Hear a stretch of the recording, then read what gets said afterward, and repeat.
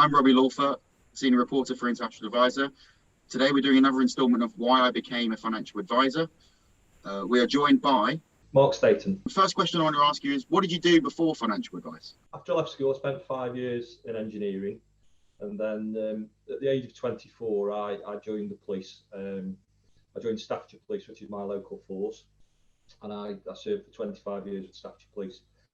So initially I was in a uniform role for about 3 or 4 years, and then I spent the rest of my career in a detective role. So with the CID, I did some child protection work, homicide investigation towards the end of my career, and I had some great experiences. It was a great career.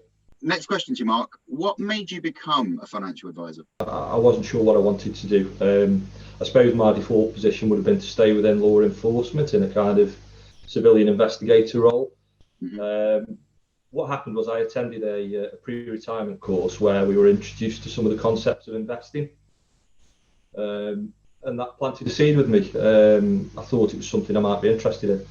So I started to read up on the subject. I listened to podcasts to try and get a better understanding, and ultimately that's the route I went down. And it became, I suppose, increasingly apparent that a number of the skills and abilities required in policing are entirely transferable to the role of a financial advisor.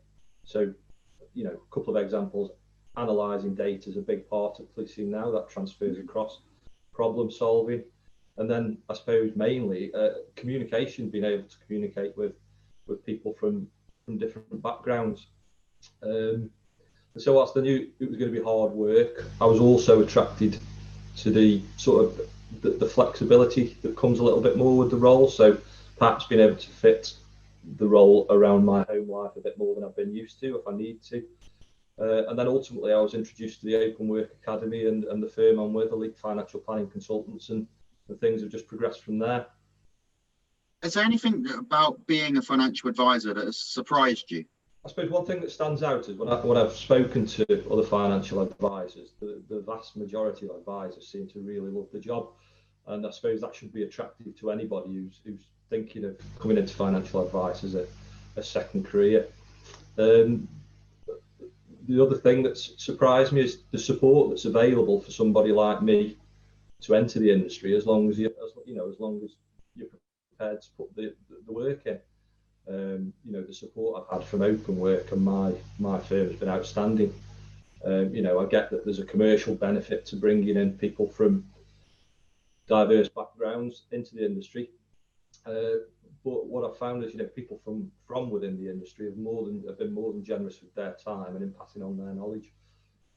Final question for you, Mark. What's the most important lesson you've learned since joining the sector? I mean, I'm just getting started, but there are 3 things that spring to mind.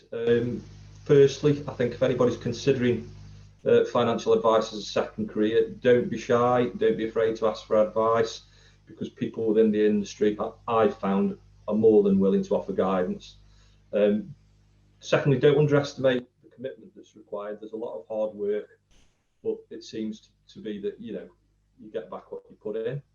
And thirdly, I think the thing that keeps cropping up when I do speak to advisors is about dealing with clients, and it's just really whilst technical knowledge is vitally important, it's about being yourself, just being genuine with clients and just going the extra mile for them. And then it seems to be if you adopt that approach, then your business should grow naturally. Mark, thanks for joining us. No problem.